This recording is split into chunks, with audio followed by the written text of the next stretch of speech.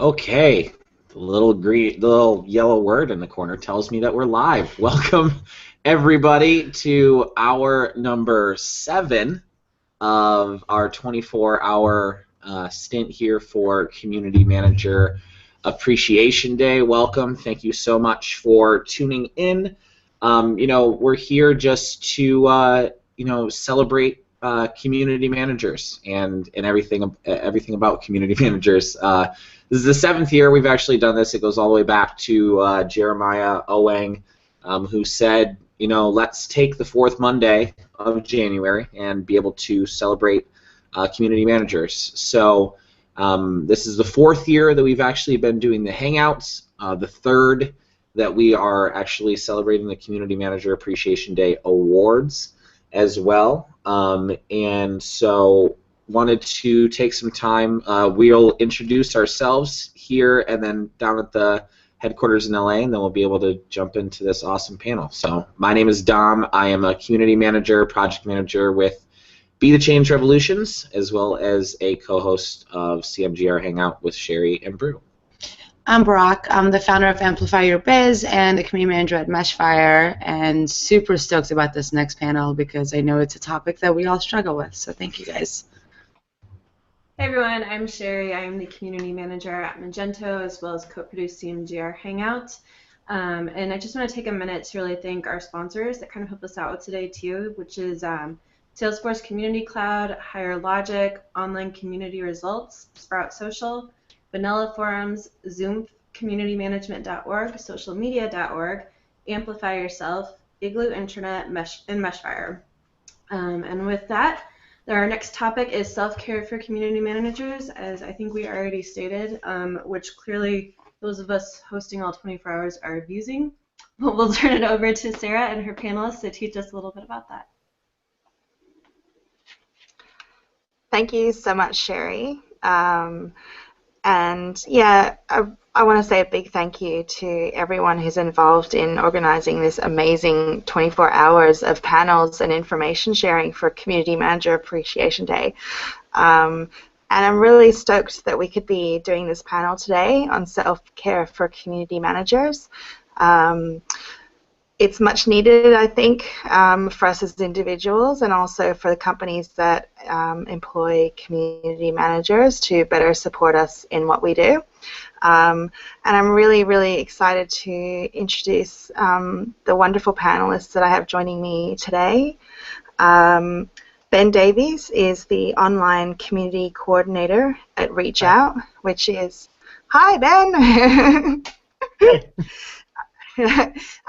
For those joining us from overseas who might not be familiar with Reach Out, it's an incredibly amazing youth mental health service where young people support each other in their mental health journeys. So Ben, we're so pleased to have you here today. Thank you so much for having me. And Carmen Angerer is our other awesome panelist. She is the Digital Communities Coordinator at the National Gallery of Victoria. Welcome, Carmen. Hi. Thank you for having me. And my name, I probably should have introduced myself. My name is Sarah Stokely. I work for QUIP, a community management agency based here in Australia. We work with some of Australia's most popular brands and nonprofits. I'm also a psychology-trained mental health professional, so my special area of interest really is mental health communities and support communities in general. I'm also the happiness officer for QUIP, so I'm really interested in wellness and how we can best support our teams. So really looking forward to hearing from our panelists today, hopefully not sharing too many horror stories, but certainly sharing some really actionable tips on how we can have better days and, I guess, better teams in community management. So, okay, Ben, I'm going to start you off with a foundational question here. Do you just maybe want to explain to people what self-care is and maybe who needs it? Okay, I'll have a crack at it. I'll qualify all this by saying I'm very new to the online community world, so I think I need to translate my self-care skills from face-to-face mental health work into the online world. So I'll have a go at that. And I think probably self-care is a long list of skills. It's no kind of one thing. It's lots of things you do to make sure that the work you do, even if it involves some tough and hectic things at times, doesn't have a detrimental impact on you and your personal life, and also your performance at work, and helps you do the best thing possible by the people you support in your community, for your employer, and to do that in a way that's sustainable, so that you can keep doing it every day and still enjoy it and not sort of do it for a year or two and burn out. Yeah, So, which yeah. I fear can be actually really common in this line of work, to be honest. Yeah, look, I think that's a great definition. And when we talk about self-care tips later on in the chat, I've got a really good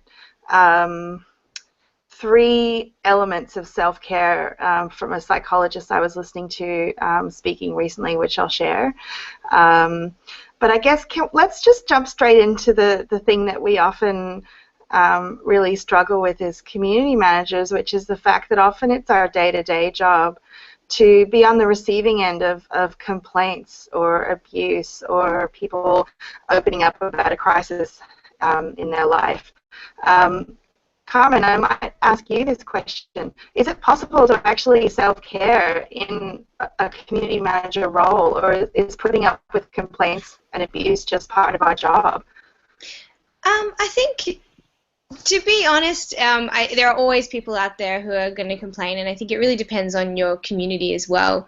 I think it is part of the job to be at the front line. You know, it's another kind of part of what you provide as a community manager. You've got to facilitate conversation, and you've also got to be there for the people who, when they start conversing, it's not always the most positive stuff, and that can be from abuse and frustration to people who are genuinely crying out and need some help.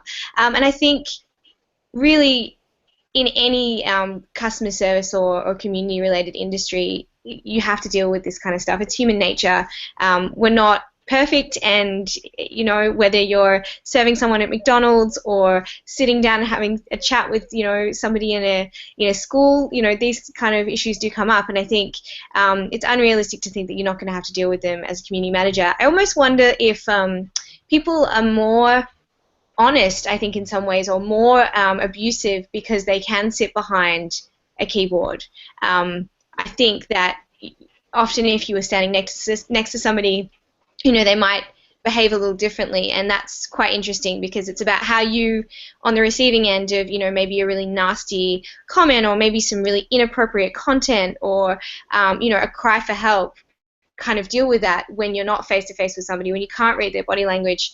And I think that's a really interesting issue that every CM has to deal with.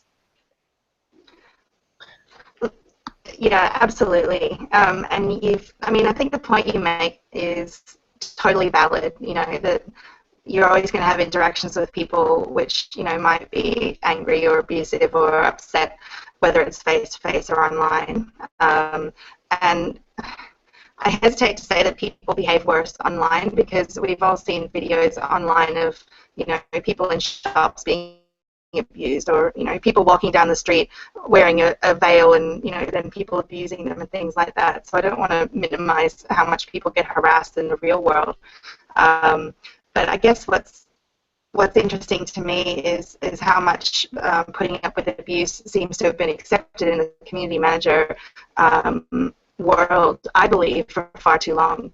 And I think it's because for so long we accepted that the internet was a place where people could be abusive trolls and get away with it. And it's kind of heartening to see there have been a lot of moves towards internet civility and calling out abuse, harassment, and stalking for what they are, which is, in most cases and in many countries illegal. And yeah, one of the things that I really wanted to touch on tonight was the fact that I think our employers are being slow to catch up to the fact that it's not okay to put an employee in the position of being continually abused, harassed, or or stalked. And I personally know at least 2 community managers who have been stalked by members of the online communities that they worked on or had worked on, and the employers just didn't manage that situation at all, and the person was pretty much left to fend for themselves, which I find shocking. And I agree. yeah. I think and I think it's the reality as well that people are people, and you're absolutely right. They're going to behave in the way that they behave, and it's about you as a community manager understanding your role and also what support networks are in place. I absolutely agree with you in the sense that it's too slow. I think most employers don't really understand the scope. They think you go home and switch off, and that's just not the way that it works out, especially in talking, and obviously taking it from abuse that's you can kind of walk away from and go, whatever, you're obviously having a bad day, to, wow, that's really offensive and that upsets me and I can't let this go. This is something that I need some support with. And yeah, I think there needs to be those systems in place where you can actually go and speak to somebody and deal with that issue, and that there's processes, from making sure that all that information is kind of processed through the legal department or, sent to the police. I would really be interested in hearing about how maybe people had gone through that. Potentially you can't because it's such a legal issue, but yeah, I don't think there's enough communication about how those processes are dealt with in the community that we're in, because yeah, people want to hide it, especially if you're being stalked. It's such a personal thing and it's a legal issue. I'm interested in hearing more stories from people who'd experienced that, and in terms of informing employers about how they can do it better. Yeah, I think that's a really great idea, and it's something that people should definitely be talking about and expecting of their own employers. Hello, Ben. Hi. I'll second Carmen's point and say it's really unfortunate that we don't take online stalking in particular as seriously as, I guess, real-life stalking or harassment. I think it's unfortunate that if you were an employee in a workplace and you were working face-to-face and one of the customers started stalking you in real life, it would be taken incredibly seriously. It would be a workplace health and safety issue. It would just be dealt with. And then if it happens in an online setting, that it isn't dealt with, you get the harassment with little response or support from your employer. Well, that's what I've seen so far. But I don't know. I haven't seen every example of every organization. Maybe there's organizations out there that do it well, and I'd love to hear an example of that and how they handled it. I would too, and I wish I had one in my back pocket to share. But maybe, hopefully, someone out there who's watching this might have a great example, and if you tweet it to us, we'd love to share it. But yeah, I'd like to come back in a little while to tips for people and to employers of community managers for maybe how to do these things better. But I'd love to move on to my next question, and Ben, I'd like to address this one to you. Sometimes a community manager is the first responder to a person in crisis, especially in support communities such as Reach Out where you work, where users can disclose incidents of trauma or abuse or suicidal thoughts. What can we do as community managers to be mentally prepared for such situations? Because I think they can happen in any online community, not necessarily just a mental health community. Okay, so try and keep this answer short and sweet. So I think there's sort of a before, a during, and an after in this kind of situation. So really, it's probably not the best time to start practicing self-care after something really intense and stressful has happened. It's good to get into the habit of it and build skills, figure out what works for you well before anything serious happens, because then you're already teaching your brain to de-stress and decompress before it has to. And we know that our brains are really good with habits and learning things and repeating things and things like that. So start there. Another thing is establish boundaries. So have times when you don't have to handle the hectic crisis-like situations, and define those clearly with your employer and with your online community if you can. and build some support around you. So if you, hopefully you're not operating solo in a really high-end supportive environment. If you are, get more support. It's as simple as that. You need it. During, I'd say, well, transitioning from before to during, build some skills around responding to crises or crises. So perhaps look into doing an accidental counselor course or a mental health first aid course. There's lots of things out there. I'm sure if I dug around, and I'm sorry I haven't done this already, that you find some online. And also remember that while you're supporting someone, you're not the person who is going to help this person recover from their health issue or their crisis. You are one step in a big pathway to recovery. So you don't have to try and save the world. You don't have to wear your underpants on the outside of your superhero. Just take the steps you can with the person where they're at and support them to go on in a positive direction. So direct them on to places that can do more intensive one-on-one support, acknowledge and show empathy for what's happening to them, and also celebrate the positive things that they're doing by reaching out or seeking support and that sort of thing. But don't own it. I see a lot of people who are sort of like very invested in the outcomes of a person they've supported, and that's understandable and really good, but you have to remember your place in their life is not as significant as a clinician's place in their life, or as a family member's place in their life, or someone else like that. You're a small part of a greater whole, so do what you can and be okay with that if you can. And the next bit is to debrief. So and also decompress. So talk to someone about it. You can actually call, in Australia there's telephone counselling services such as Lifeline. You can actually call them to debrief from a stressful situation if you've supported someone else. It's not just for reaching out to people. It's not just for people who are unwell themselves. You can sort of say, this was really intense. And if you have a good organisation, hopefully there's people in your organisation who can support you. And if there's not, try and start building those structures in and start getting your organisation to recognise that it's important to have support after you've dealt with a tough and stressful situation. So, yeah, and then give yourself some space before you dive back in. So if you've handled a really tough time post, a critical response or something like that, it's probably important to give yourself a little bit of time to away from the community or away from the potential to be exposed to another one. Because if you're already feeling a bit stressed from one, it's probably not the best time to go back and put yourself at risk of experiencing another stressful thing. Decompress first, and then once you've looked after yourself, do the next thing. Again, you have to have an organisation that recognises all of that.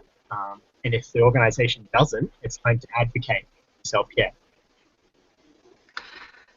Hope that Fantastic. answers it. I kind of want to applaud really loudly right now, but that might blow out everyone's speakers, so I'll just say there were so many good points in there. Thank you. No worries. And I want to pick up on a couple of the points that you made. And Carmen, I think you might want to jump in on this as well. That idea of advocacy within your organization, because like me, Carmen, I think you identify as a mental health advocate, and I don't think we can successfully advocate for our community members if we can't even do it within our own organizations. And I think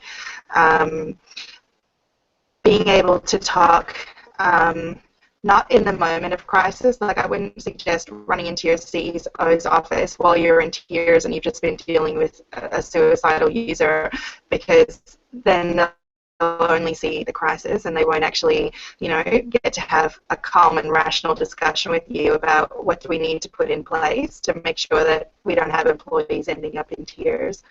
But being able to calmly talk about the things that you face day to day, and for me, being able to disclose that I have depression and anxiety issues myself in my everyday life, it starts to go a long way towards helping the people I work with understand that mental health is a continuum that we all have to manage, and that your organization has to support you to do the best job that you can. So I just went on and on then, but Carmen, I wanted to invite you to jump in and if you had anything to add on that.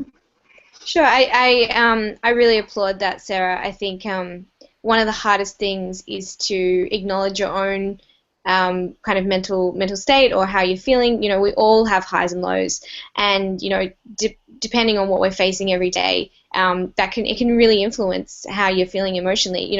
We all go to work and we have lives outside of it. We have family members who might be unwell, and you might turn up and something that you would have been fine dealing with yesterday is really hitting hard.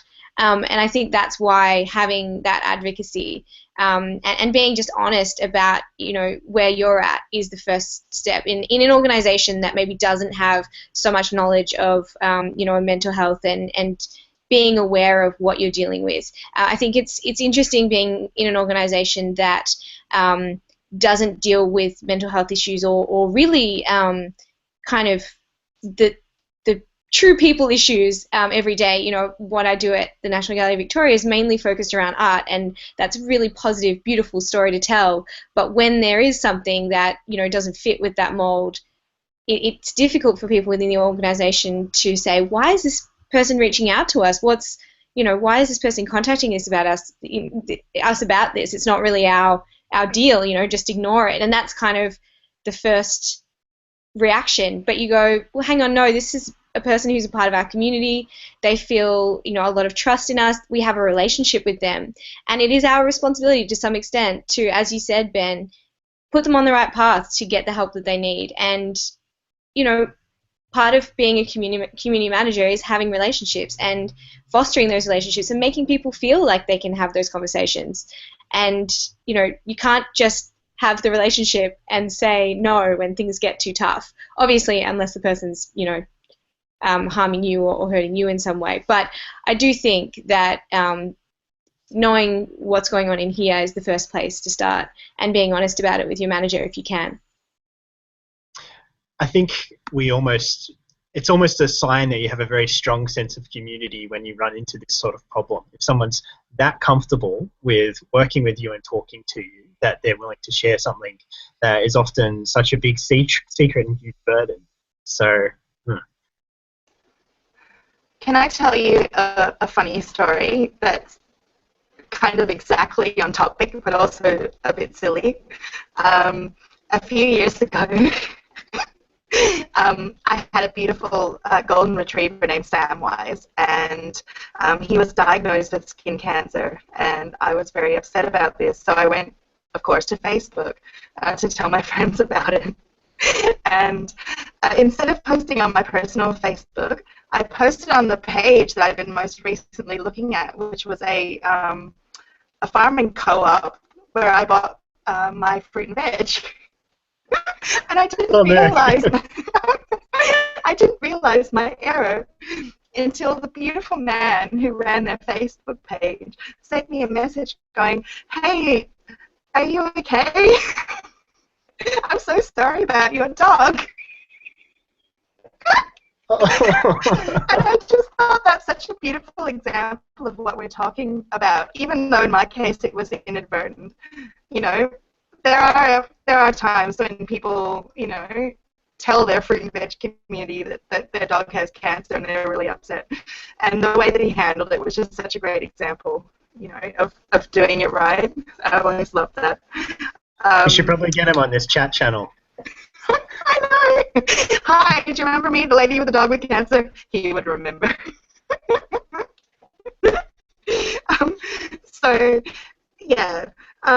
Look, I wanted to talk a little bit about what managers or team leaders can do to help their community managers look after their mental well-being. And one of the things you said, Ben, reminded me of some great advice that my colleague here at Quip, Cosette Panecki, taught me. She used to work doing community management for Reach Out in the US. And because they deal with young people who are considered to be at risk, and they often deal with young people with mental health issues or issues of suicidal thoughts and behaviours. They're extremely risk averse, and they have a lot of procedures built in for the community managers of how to respond in a crisis. And she said that having those procedures in place, it wasn't really until they had an incident in which a photo depicting child abuse was posted on the forum, and the community manager jumped on it, like the person on duty jumped on it, got rid of it, did all the right things according to the procedures. So it was successfully dealt with in a timely fashion. They didn't need to worry because it was all spelled out for them what they needed to do. And so there was a sense of relief at having been able to successfully deal with it, rather than having a moment of panic of, oh my God, I've got no idea what to do. This horrible thing's been put in our community. I've just had to look at a really upsetting photograph, And so she said that the sense of relief really taught her how important it is that you put in place, the procedures that people need to follow when there's a crisis, because the worst thing that could happen in a crisis is not knowing what to do. So I think that's a really important thing for companies to do and team leaders to do, is to really spell out for people, how to handle a crisis and plan ahead so that when the moment hits, you can manage it. So, yeah, that's... I agree, Sarah. Sorry. Go ahead. Oh, no, I was just going to say, I think also being aware of your own triggers too, community managers come from a really diverse background, and, regardless of what community you're working in, you may have to come up against something that totally triggers your own, deal. And I think being aware of that, and, as Ben said before, not just doing it when something arises, but always being aware of your own mental health and looking after yourself, and self-care, which is what we're talking about, means that when something happens and there is a trigger there behind it, with something such as child abuse, you don't second guess the process, and you can just go with the process instead of, potentially bringing that into your own space too. Because, if something is a trigger to you, you're more likely to fumble and feel uncomfortable about dealing with it. Yeah, and it's also okay to go, this is a trigger, I am not going to do anything to do with this because it will cause me harm. It will interfere with my own life, and I simply cannot engage with it. You have that right. You don't have an obligation to engage with something that's traumatic or severely triggering. So that's a tough thing to say to your boss, but sometimes you might have to. And if they're a good boss, they should respect that. Yeah, which I think is why it's so important to be an advocate for caring for your team and understanding their needs as human beings before that kind of incident happens. So building advocates, building people that you trust within your organization, and explaining to them what's needed in order for your workplace to be safe and to avoid burnout. So yeah, I think it's one of those things of, if you don't have that already, start today, start working towards it. And Ben, you mentioned, if you don't have that within your workplace, seek it externally. And I agree with you up to a point, but really trying to build it into your organization, I think, is super important. And not every organization has an HR department or even an HR person. At Quip, we've signed up to an EAP, which is an employee assistance program. So we actually have an external provider who we can go to for counselling if we need it.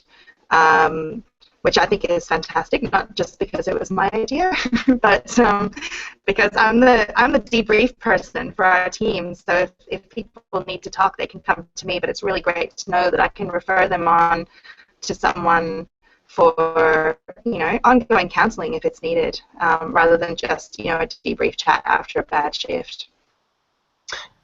I just chime in to pretty much agree with all of that. I would say even if you take self-care externally, it's important to think that it's the culture and practices and the policy of your organisation. It's that integral to working with people. And hopefully, if you're on work for an organisation that works with people and works with community, they should understand the people they're employing and their needs too. But it's too hard a battle if the company or organisation you're working for is planning on continuing to work with people. Yeah. I want to chime in here and say agree. And also, we've definitely talked a lot about people kind of coming forward with emotional or kind of mental health issues. But I think I have to give a lot of love to the people working in insurance companies or companies where they deal with big life-changing events that and through social media, even telcos, those guys have to deal with a lot of intensity, a lot of abuse. There's so much emotion often coming out, because of big events, bushfires, all of that kind of stuff. And if anybody is listening out there that works in a community that deals with that stuff, you have my utmost respect. That would be really tough to manage, and I hope that some of this is sinking in and you're saying yes, self-care, because I worry about you guys. I think one of the best things that I have is our Facebook group in Australia. We have a Australian Community Managers group, and I just love it. Every time I'm having a rough day, I go onto that Facebook group and I see my whole community of friends and colleagues talking about what they're going through, what they're dealing with, and most of the time it's just funny memes or great videos or amazing content they've seen, and sometimes it's questions, but it also feels like there's a place for me and a community for me that I can go, hey guys, I'm dealing with this. What's going on here? Anybody got any tips for me? And I think that's important too. Have your own community, not just the community that you manage. Yeah, that's an excellent point. Go. Okay, I was like, I think I'm like maybe half a second behind you guys. So I was like, I'll just go ahead. Sorry. I'd really love to hear from someone out there who's in the insurance industry or a different industry where the way they connect with people is a little bit different to the way we do, and what they do to look after their employees and their community managers. So I don't know who's listening out there, but I'd love to hear some comments on that, or maybe that's something we can follow up on next year. I don't know. But yeah, I guess I come from a world where self-care and things like that are sort of the norm rather than the exception. So it'll be really interesting to see how, I don't want to say the other side, does it? So, yeah. And I think, that's a really good point and a good question. Carmen, go ahead. Oh, I'm so sorry. I was just saying one of the things that I think is really interesting is dealing with legal issues and the amount of stress that brings, especially I think, most community managers will have to deal at some stage with a legal issue, whether it's, a stalker or somebody, making a claim that somebody else has done something to them. And I think that causes a lot of stress for a lot of CMs because once it becomes legal, it's a whole new ballpark too. And some organizations don't have the resources to help out with the legal side of things, and then all of a sudden you're feeling responsible, and that's a really interesting kettle of fish too. So I think, Ben, if we do the shout out to the people in the insurance companies and the telcos, I want to hear from the people who've dealt with legal things as well, and often in a single team where they're the only person dealing with it, because that's rough, and it's hard when you don't have the skills or the knowledge from the legal perspective, because I personally feel very out of depth, and we have things in place to help out in those situations, and I have a legal team that I can go to, but still the moment it gets serious like that, I it definitely, it puts a lot more stress on the person who's managing it. Yeah, for sure. Guys, I think that leads us really well into, I guess, the more practical side of our chat today, because I'm super keen. Ben, as you said, when we work in an environment, in the mental health area, for example, where self-care is a day-to-day part of, we maybe assume self-care, and I don't know that everyone necessarily does. So I'm really looking to both you guys to share some examples of how you've built self-care into your workday, because I think a lot of people think it means that you wear yoga pants to work and drink green smoothies, and if you can't meditate for 2 hours, you're doing it wrong. And I would love to hear from you guys some practical tips of self-care, and also to emphasize that it may look different for everyone. Ben, Carmen, you you go go first. No, No, you go first. Scissors, paper, rock? No, okay. No, you go first. I'll jump in Okay. after when you're done. All right. I guess this is probably a bad time to mention that, like, I guess I'm trying to think. It's built in kind of into our culture. Really hard to think. Is Ben dropping out for you guys, or just me? Because Ben, you're coming in and out. Okay. Okay, I might turn video off. Okay, sorry. Bye. I think you're still sounding a bit like you're at the bottom of the well. Okay, well, Carmen, it's your turn then, and I might disconnect and reconnect and see if that'll help. Winner by default. Just joking. I know you're very clear to me now, but. Oh, right, great. Yeah, this is much better. Go for it now while you're on a roll. Okay, I'm on a roll. So, no, Ben. No! Ben, turn off your video, then speak to us. Okay, I'm sorry. Okay. I'm just giving my... Okay, can you hear me now? Is it all working? You're loud and clear. Give us your best self-care tips. I'm so sorry. Okay, so from the really, really pointy end back to the chill end. That's the direction I'm going to try and head here. So I have clinical supervision. So I see a psychologist who supervises people who work with intense, tough times sort of things and do care for people. So I'm just getting random chat messages that are hilarious. Okay, I'm not moving. So I have to talk to that person. They teach me a skill that I've been developing for 4 or 5 years, because I've been seeing a clinical supervisor for that long, because I was in the mental health sector before I was in Reach Out.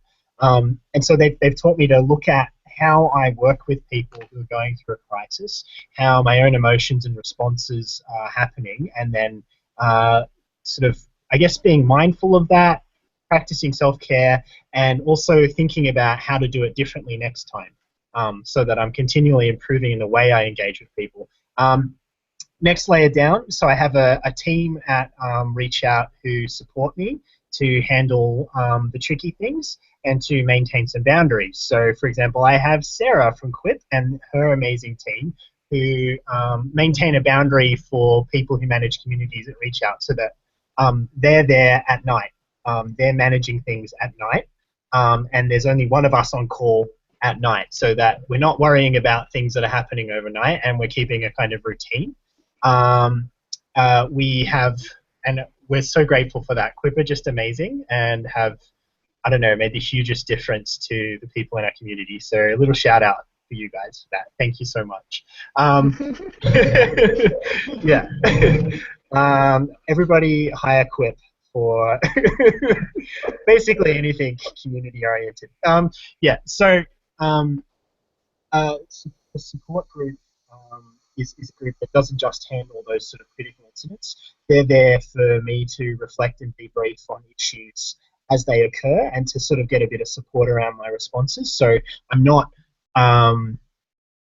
just sort of operating in a vacuum. I've always got people to go, hey, like, you know, you wrote that response and it's pretty good, but did you think about this? Or did you, you know, follow the process to make sure this purpose was safe perfectly, or do you want to do it a little this way? Or a lot of the time, which is really nice, hey, that was a really great job, and I just wanted to sort of, you know, point that out because it's important to just kind of get a bit of a pat on the back sometimes, especially when you're dealing with something hectic. It's nice to know that, like, yeah. So, and then from layers back from that, I have like flexible working hours. So if I have a tough thing and it does impact me, I let my manager know, and she goes, okay, take some time off. We've got a team who can handle things while you're sort of recovering from whatever the hell happened. And then we actually do mindfulness in our meetings.